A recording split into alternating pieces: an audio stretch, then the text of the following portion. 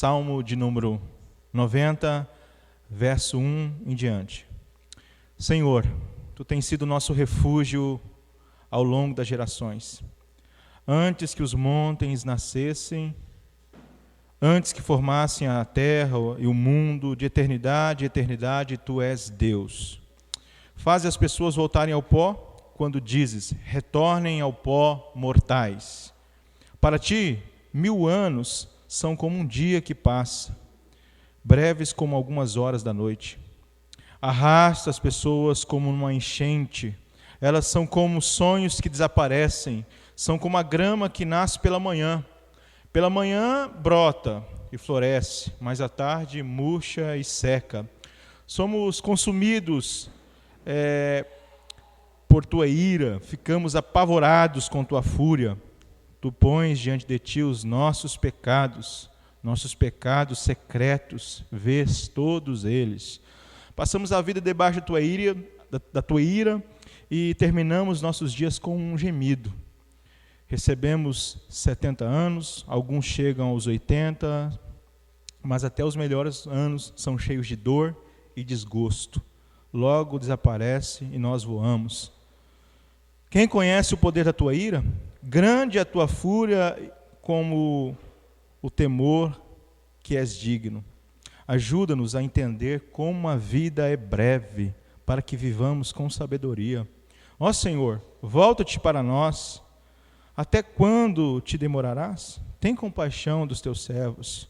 Satisfaz-nos a cada manhã com Teu amor, para que cantemos de alegria até o final da vida. Dai-nos alegria proporcional aos dias de aflição. Compensa-nos pelos anos que nós sofremos. Que nós, Teus servos, vejamos os Teus feitos outra vez. Que nossos filhos vejam a Tua glória. Seja sobre nós a bondade do Senhor, nosso Deus.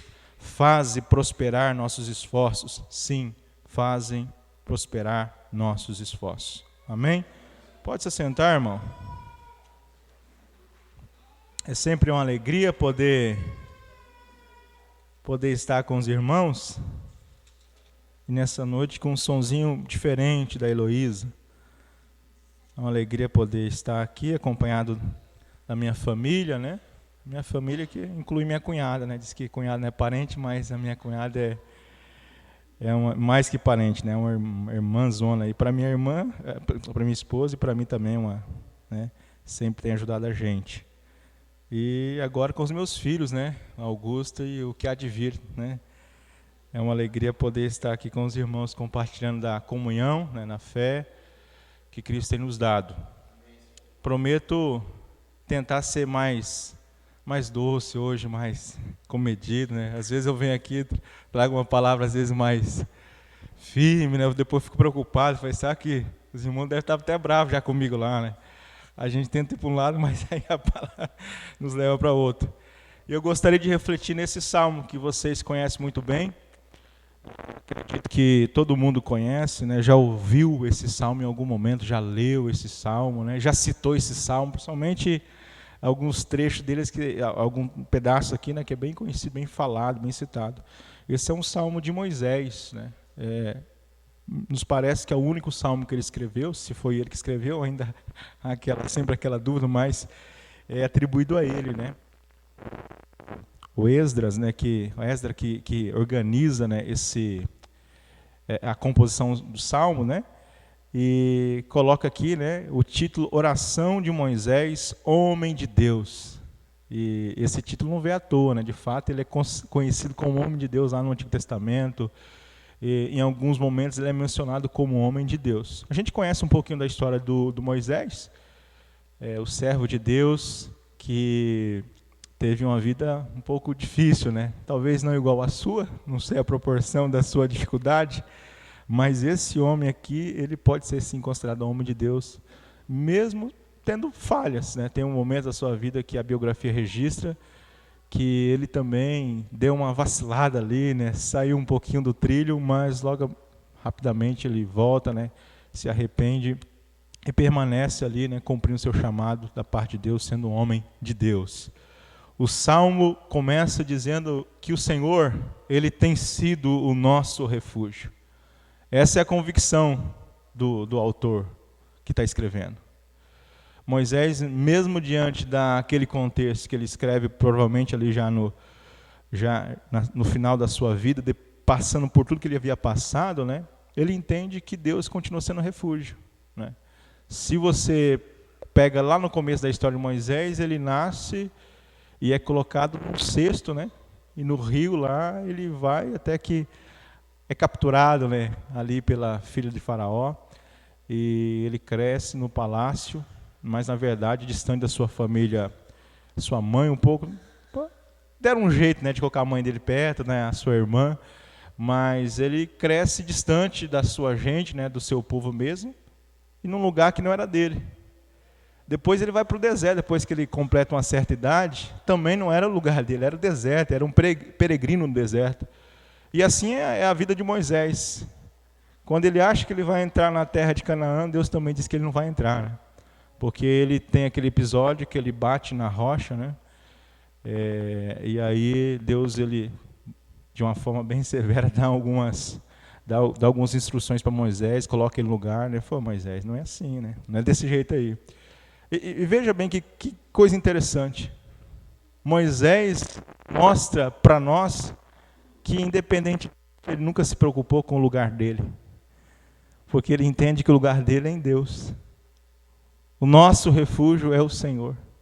A nossa habitação é o Senhor. Ele diz, o Senhor, tu tens sido o nosso refúgio, de geração em geração. Por todo o tempo, o Senhor continua sendo refúgio dos seus filhos. E isso não está atado a um lugar geográfico, né? Deus é, né? Em todo lugar Deus está. E Moisés também não coloca isso só para ele, não particulariza a propriedade de Deus, o estar em Deus e pertencer a Deus. Ele diz, ele é o nosso refúgio. Ele é refúgio de Moisés, homem de Deus, mas é também refúgio daquela nação que por um tempo andou até obstinados, né, endurecidos os seus corações, e mesmo assim Deus continuava sendo o refúgio daquela nação, daquele povo. E não é diferente para nós. Não é diferente para nós. Agora sim, beleza? Obrigado, Jefferson. Deus, ele continua sendo nosso refúgio. Para as pessoas que vivem como peregrinos por aí afora, talvez pelas circunstâncias da vida, o Senhor continua sendo o endereço mais seguro para poder estar alocado. Ele continua sendo a habitação dessa gente que confia nele, dessa gente que depende dele, que busca ele como refúgio. E o salmista, ele coloca isso em tom poético, né? Antes que os montes nascessem, se formasse a terra, o mundo, de eternidade a eternidade, tu és Deus.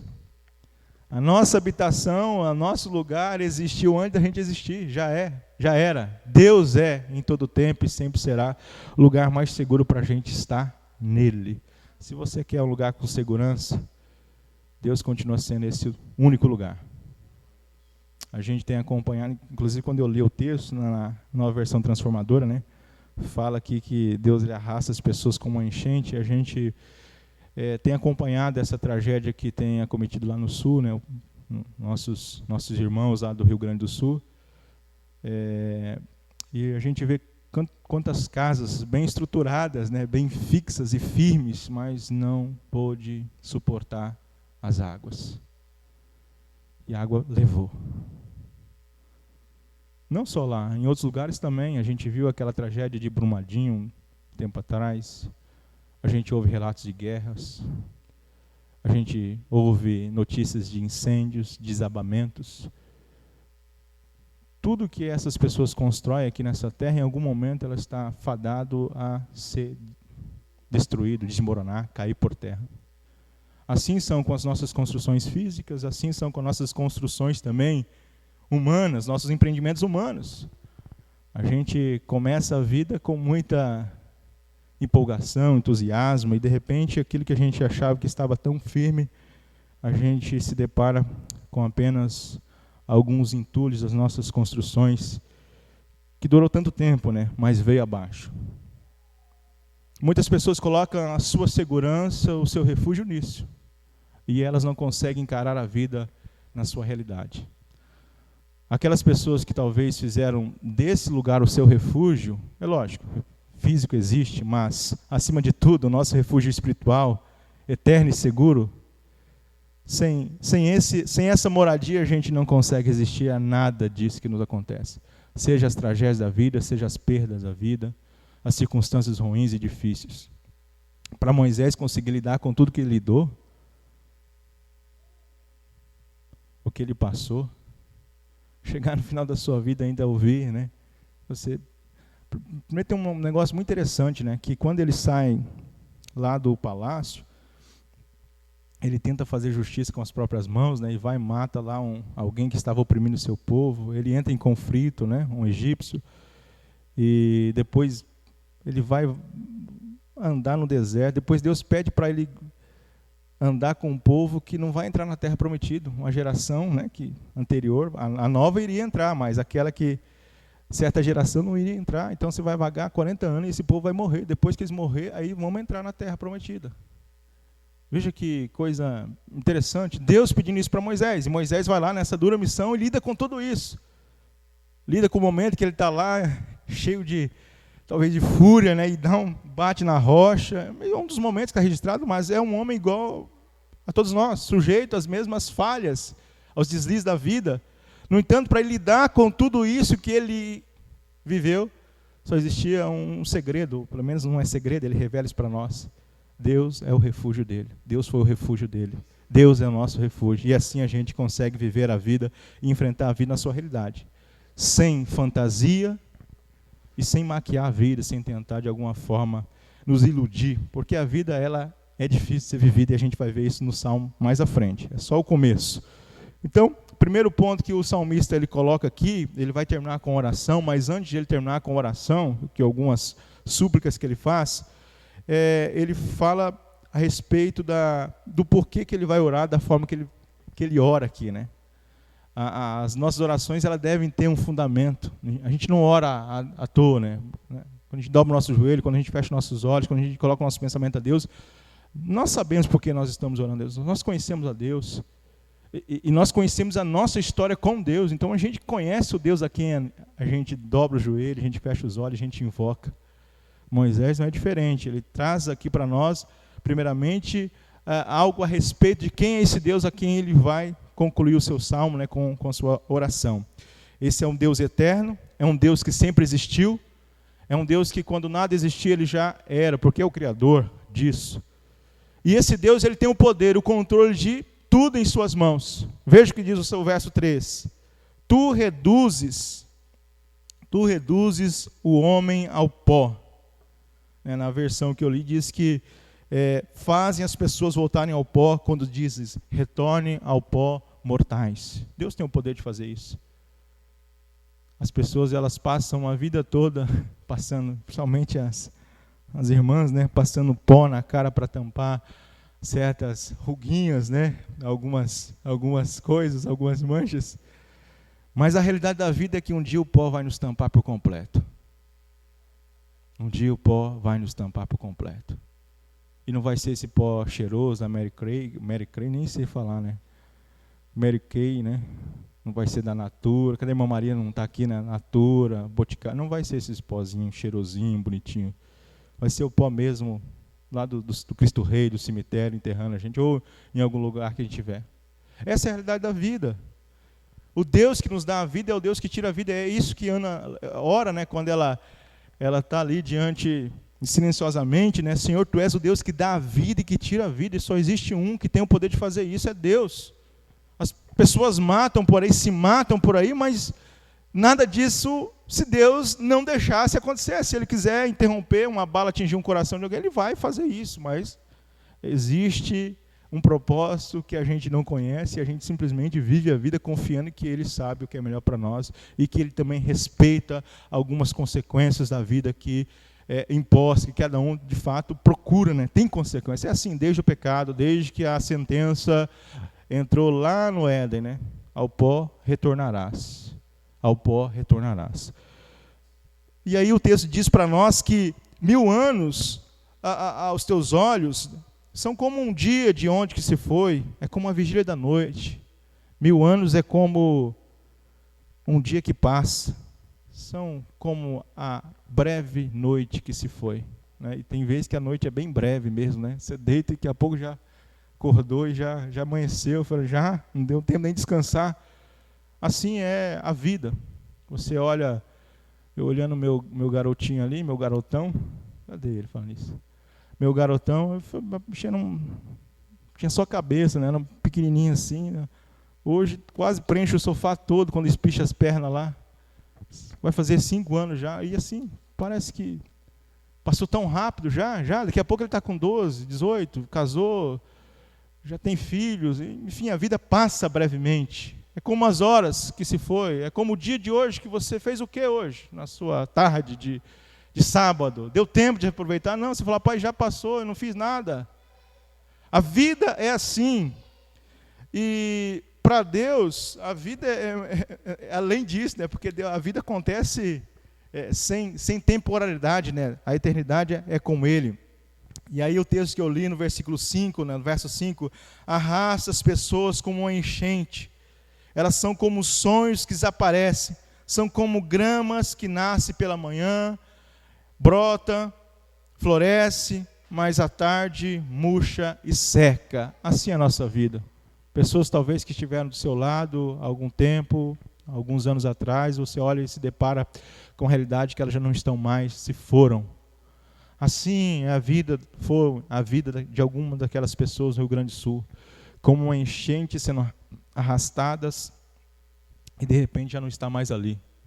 Não a casa, nem o carro e nem a vida da pessoa que estava contigo, com aquelas pessoas lá, né? Enfim, a família que estava reunida, e de repente é a perda de um filho, de um pai, de uma mãe. É assim que acontece em algum momento aqui na nossa cidade, de alguém que às vezes sai do serviço e vai para casa almoçar e não consegue chegar para o almoço porque é esmagado por algum carro, uma carreta e perde a vida. É assim a vida, a fatalidade, a brevidade. Você olha e você fala, não, vou durar muito tempo, a gente não sabe disso. A gente é arrastado como uma enchente que ninguém espera que aconteça ali no centro da cidade, a gente espera que aconteça no barranco, mas no meio da cidade não, e de repente está lá. A enchente, 4, 5 metros, né, subindo, invadindo e destruindo casas e pessoas. E isso mostra para nós o contraste. O salmista começou dizendo a respeito da eternidade de Deus. Deus é eterno. Deus não tem tempo, Deus não é pego de surpresa. Os acontecimentos não deixam Deus de boca aberta. Ah, meu Deus, ele fala, eu mesmo, o que aconteceu? Não, Deus não faz isso. Porque Ele é eterno e é o Criador, é o que segura, o que sustenta a história. Então, para Ele não há imprevistos, não há nenhum momento de espanto. Para nós, sim, porque nós somos consumidos pela ira dEle, ficamos apavorados com a sua justiça e com a sua fúria. Muitas coisas é a justiça de Deus operando. É a sentença que o pecado impôs a essa sociedade, a essa humanidade. E a gente vê o desfecho disso, a gente acompanha isso, né, o que vai acontecendo e verá o desfecho disso no último dia. E aí o verso 8, para a gente caminhar para a oração de Moisés, que é o ápice do texto, né? Tu pões diante de ti os nossos pecados secretos e vês todos eles. Moisés está diante de um Deus que conhece a vida como ela é. Estamos falando a respeito da vida, e Deus conhece. Deus não conhece o Instagram, o Facebook, o Twitter. Deus conhece a realidade da vida. Ele não conhece o que a gente posta, o que a gente diz, o que a gente manda no WhatsApp. Ele conhece o que está no nosso coração, no nosso íntimo, as nossas intenções, os nossos pecados, os mais secretos, os nossos desejos, os nossos pensamentos. A palavra de Deus diz que Ele conhece tudo. Diante de ti puseste as nossas iniquidades, sob a luz do teu rosto, os nossos pecados ocultos. Pois todos os nossos dias se passam na tua ira, e acabam os nossos anos como um breve pensamento. Assim é a nossa vida diante de Deus, exposta com nenhum tipo de filtro. Deus nos vê na total realidade. E isso deve, às vezes, deixar a gente apavorado, né? Assombrado, porque imagina Deus conhecer a gente, o Wesley que eu não quero que as pessoas conheçam, talvez. Aquele que eu tento segurar com os meus pecados, com as minhas manias, com o meu jeito, com a minha, como diz, né, com a boca realista, né, que diz o que pensa. A gente não faz isso. A gente tem certo modo, a gente tem um temperamento, a gente se segura, a gente lida com isso e com essa luta de ser alguém politicamente correto, alguém que lida com boas pessoas, né? E não falando o que vem na nossa cabeça, fazendo o que a gente gosta de fazer, sair batendo em todo mundo aí, que trata a gente mal, que age com injustiça. Não, a gente é... Mas Deus sabe, quando a raiva está aqui dentro, quando a gente olha para a pessoa e a gente está, sabe, realmente machucada pela pessoa e a gente não diz isso para ela. Deus sabe quando a gente, de fato, está machucando as pessoas e a gente sabe disso e a gente não acha que ninguém está sabendo. Deus sabe de tudo isso que a gente guarda na nossa caixa secreta. E tudo isso que Ele vê diante de nós, dentro de nós, faz parte aí da nossa realidade.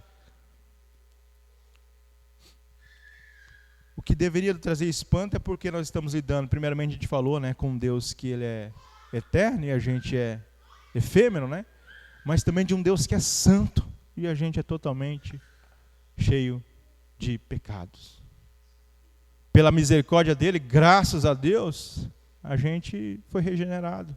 O evangelho chegou até nós e a gente ouviu a voz dele, né, porque ele nos ressuscitou dos mortos, e a gente vive essa luta hoje. Mas a gente ainda lida com isso e vai lidar até o último dia. Assim o Moisés fez isso, né? O cara vai lá e teve alguns momentos que saiu ali agiu na carnalidade, como a gente costuma dizer, né?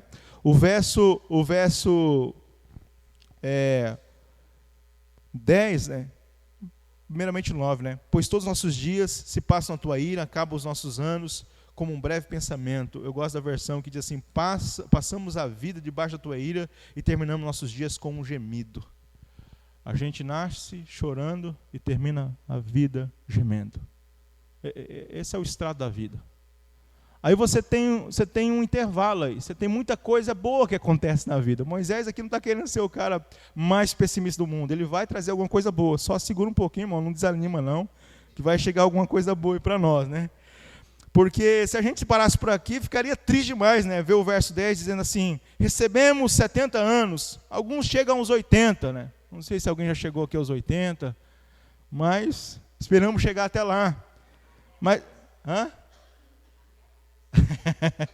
Mas até os melhores dias, irmã Marina, diz o texto da palavra de Deus, são cheios de dor e desgosto. Logo desaparece e nós voamos. É claro que tem muita coisa boa, como eu disse, nesse intervalo da vida. Entre o choro e o gemido tem muita coisa boa. Só que é um misto.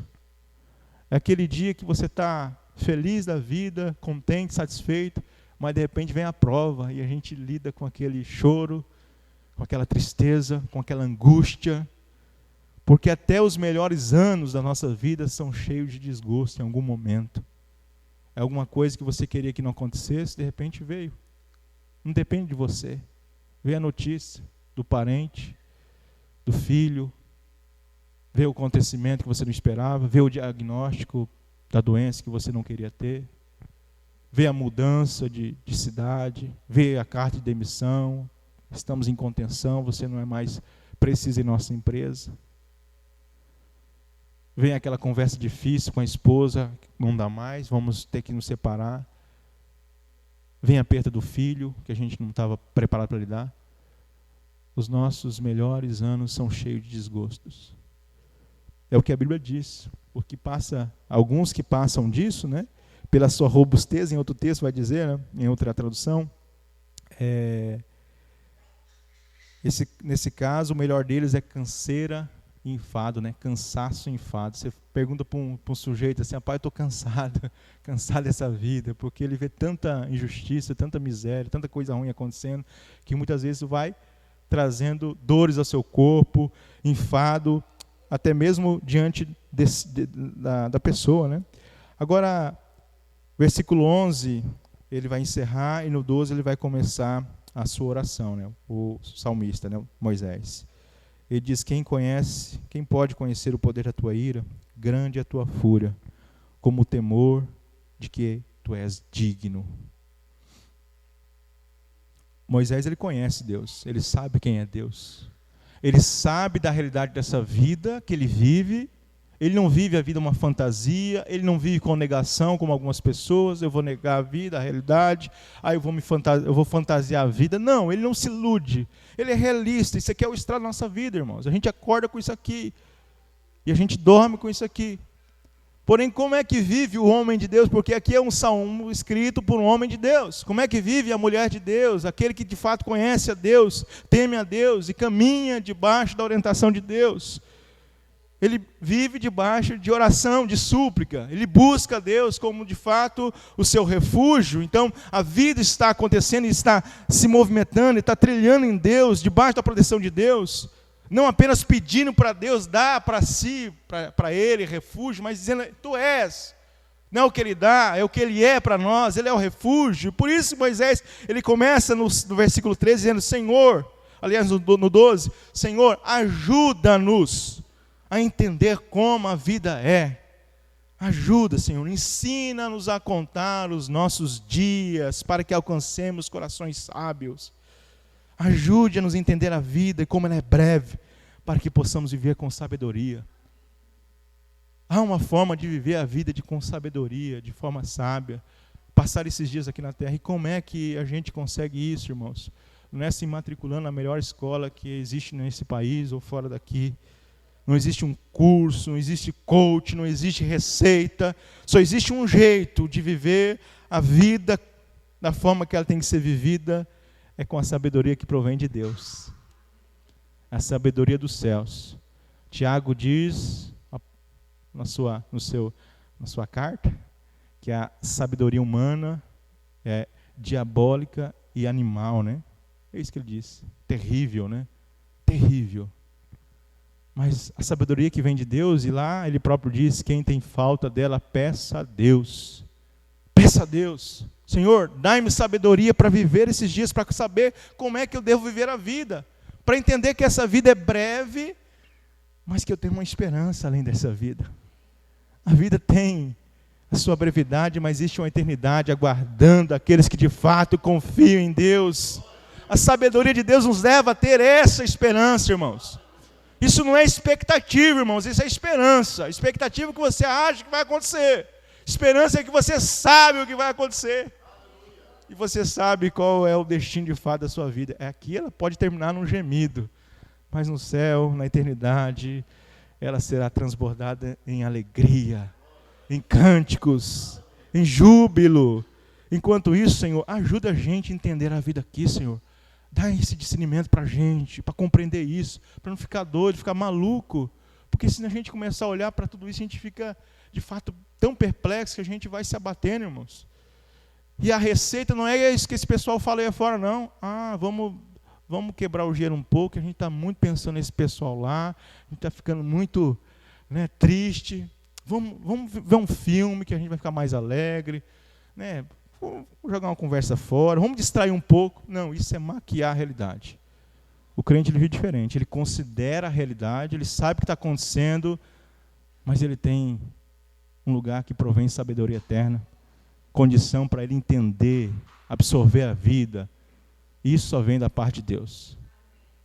Da parte de Deus. Senhor, esse é o primeiro pedido do salmista, né? A súplica dele. Ele também diz assim: Senhor, volte para nós. Até quando te demorarás? Tem compaixão dos teus servos, Senhor. Volte, Senhor. Tem compaixão dos teus servos. Ele pede por compaixão da parte de Deus. Porque em algum momento pode ser que a gente possa enxergar a nossa vida como se Deus estivesse distante da gente. Porque a gente começa a ver algumas tragédias acometendo ao nosso redor, né? Algumas coisas acontecendo de uma forma que a gente fica perplexo, não sabe o que fazer. E a gente começa a achar que Deus está distante, que Deus esqueceu da gente, que Deus, de alguma forma, não está ali conosco, porque tanta coisa ruim acontecendo, cadê Deus na minha vida?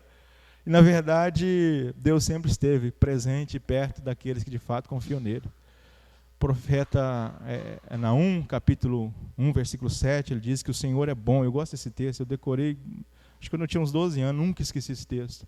O Senhor é bom, uma fortaleza no dia da angústia, e conhece os que confiam nele. O Senhor nunca se aparta. Deus de perto, é Deus de perto, não é Deus de longe. Mas o nosso grito é esse, porque dá a impressão para a gente é isso, parece que Deus está distante da gente. Falando, o que está acontecendo?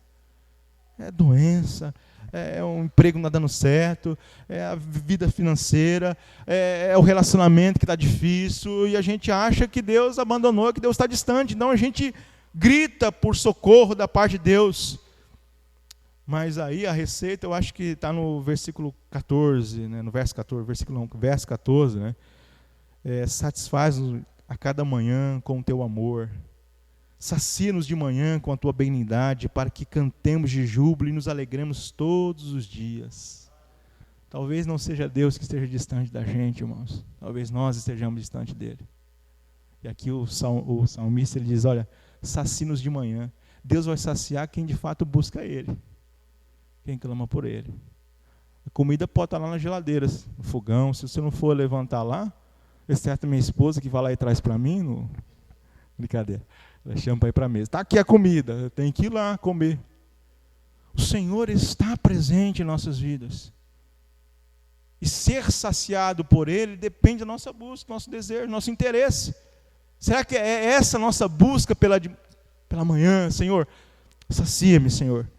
Enche-me da Tua presença. Satisfaz-me com o Teu amor, para que eu possa cantar com alegria até o final da minha vida. Está aqui a receita para a gente lidar contra as tristezas da vida, contra sentimentos tão ruins que às vezes transtornam nossos corações.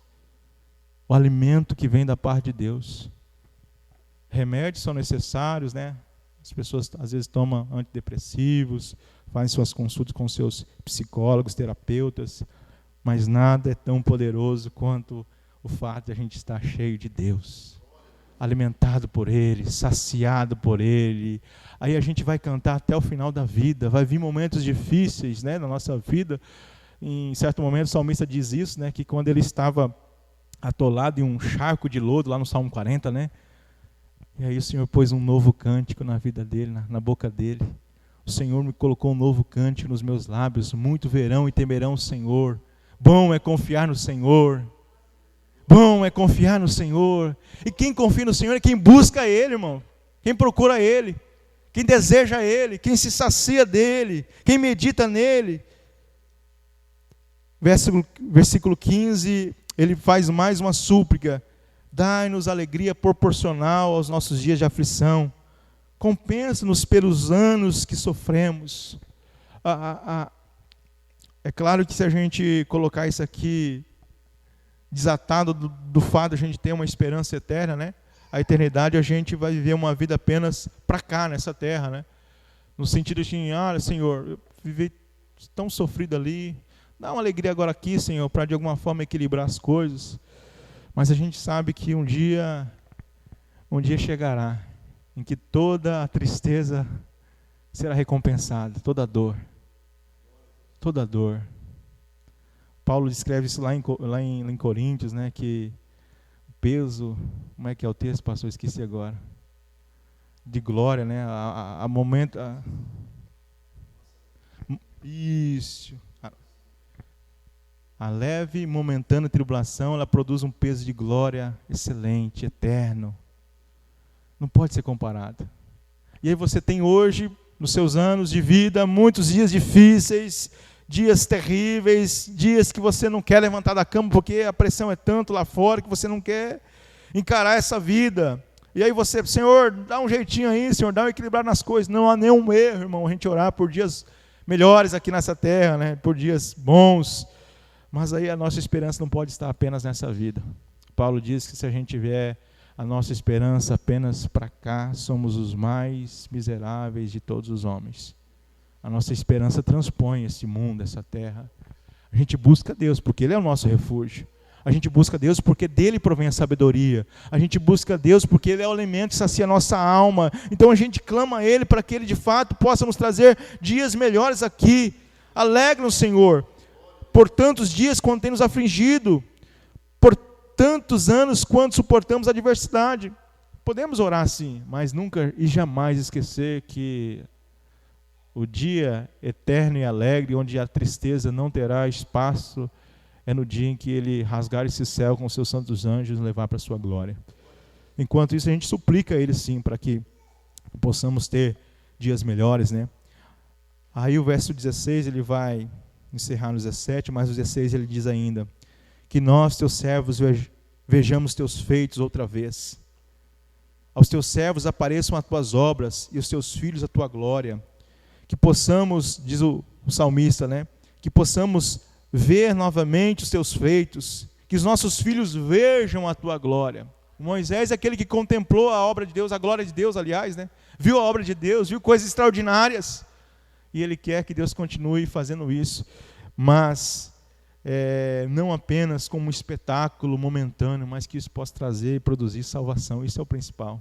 Ver a glória de Deus no Novo Testamento é ver a salvação do Senhor. Que nossos filhos vejam a tua salvação, Senhor. Os teus feitos possam ser novamente contemplados por nós. E aí quem tem a experiência da vida, de quanto Deus já fez na sua vida, sabe que esse Deus continua fazendo de forma extraordinária. É o Deus que não muda, né? Lá em Filipenses, o apóstolo Paulo disse que Ele que começou a boa obra, Ele vai terminar e vai completar até aquele dia, né? Até o dia de Cristo Jesus. A gente tem essa certeza que aquele que começou a obra em nós vai completar até o último dia. Enquanto isso, a gente ora para que Ele continue mostrando as suas obras, os seus feitos em nossos dias, trazendo salvação e manifestando glória sobre as nossas vidas, sobre as vidas dos nossos filhos e sobre aquelas pessoas que a gente ama, que Ele de fato seja glorificado. E aí ele encerra o salmo dizendo, Senhor, não diz Senhor, né? Eu estou colocando o Senhor aqui. Seja sobre nós a graça do Senhor nosso Deus, confirma sobre nós as obras das nossas mãos. Sim, confirmam as obras das nossas mãos. Essa vida logo vai passar. A sua vida logo vai passar.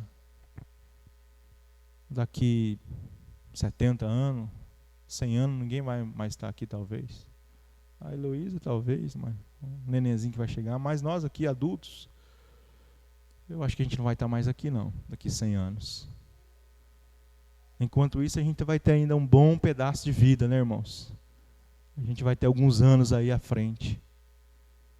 A pergunta é como é que a gente lida com isso, sem ficar perdido na vida, sem ficar doido na vida.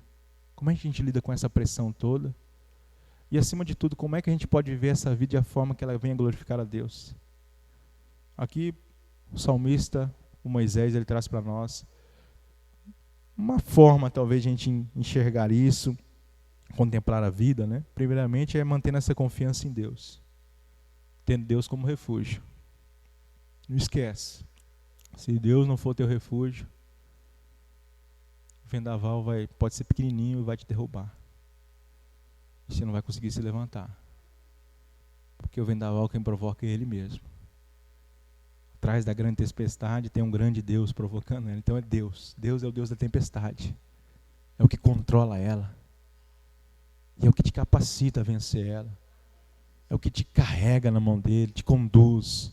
Ele é o nosso refúgio. Então continue se refugiando nele. Confiando nele. Essas coisas aqui passam, desmoronam, como eu disse lá no começo. O dinheiro hoje tem um valor, amanhã pode ser que entre alguma crise, alguma coisa, e mude totalmente, e o que você tem já não vale mais nada. A sua reputação, às vezes alguém pode ir lá e falar uma coisinha e já manchar totalmente quem você é. Toda a sua segurança, a sua família, tudo isso você tem como refúgio, não pode ser maior que o refúgio em Deus. Esse é o ponto. Se dizer mais coisas, Deus te deu. Ele não te dá refúgio. Deus não te dá refúgio. Deus não nos dá refúgio. Deus é o nosso refúgio. Ele é. Ele é. Então busque Ele. Não o que Ele está dando para você, mas quem Ele é. Esse é o ponto principal. E depois as nossas súplicas em relação a isso, né? Entendendo que somente com a sabedoria dele, com a condição dele, não vem de nós isso. Eu não tenho um segredo. Eu vou montar aqui agora uma live, um podcast, dizendo o segredo de como você viver a vida. Não tem como. Isso vem de Deus. É Deus que nos ensina a viver a vida, a lidar com a vida, a suportar a vida. É Deus que nos dá essa condição, e somente Ele. É Ele que nos dá a condição, é Ele que de fato também nos satisfaz pela manhã, nos transbordando a sua alegria, a ponto de a gente poder continuar cantando, mesmo quando os dias forem de lutos, de perda, a gente ainda mantém a nossa alegria nele. Não é no fato, na ação, não é o que aconteceu. Não é isso, a gente não é louco também, a gente não é doido. Estou rindo porque uma tragédia aconteceu. Não. Eu estou feliz em Deus ainda, confiante nele. A tragédia não pode apagar quem Ele é na minha vida. Não pode mudar quem Ele é. Então eu estou feliz e confiando nele. Eu não estou entendendo o que está acontecendo, mas a minha segurança permanece e continua nele. E o final do Salmo, em que o salmista ele diz, Senhor, que o Senhor então consagre, né, que o Senhor de alguma forma possa fazer com que as nossas obras, as obras das nossas mãos, elas sejam de fato coisas que tenham valor. Confirme, faça prosperar nossos esforços. Seja sobre nós com a tua bondade, faça-nos prosperar os nossos esforços. E como é que a gente pode obter isso? Somente quando o que a gente faz, de fato, é para a glória dele. Porque o que a gente faz, se ela apenas durar aqui nessa vida, o que há de glorioso nisso? O que há de glorioso nisso? Mas quando Deus, que é o nosso refúgio, o Deus que é o Deus da nossa sabedoria, o Deus que é o nosso sustento, o Deus que nos mostra a sua glória e seus feitos, é o Deus que nos conduz a ver uma obra para Ele, de fato essas obras serão abençoadas. Essas obras de fato serão confirmadas por Ele, porque a graça dEle e a bondade dEle de fato vão permear a nossa trajetória. Que Deus possa te conduzir nisso, meu irmão. E você tenha prazer na sua vida, na vida que Deus te deu. Que Ele faça prosperar as suas obras. Aquilo que Ele te deu para você fazer, suas ações, seus intentos, que as suas mãos sejam de fato consagradas para Ele, a sua mente, o seu corpo, o seu ser, e que tudo que você venha a produzir, que de fato seja para Ele, para a glória dEle, que Ele confirme as obras das nossas mãos. Amém? Vamos orar ao Senhor? Essa palavra que eu gostaria de compartilhar com vocês.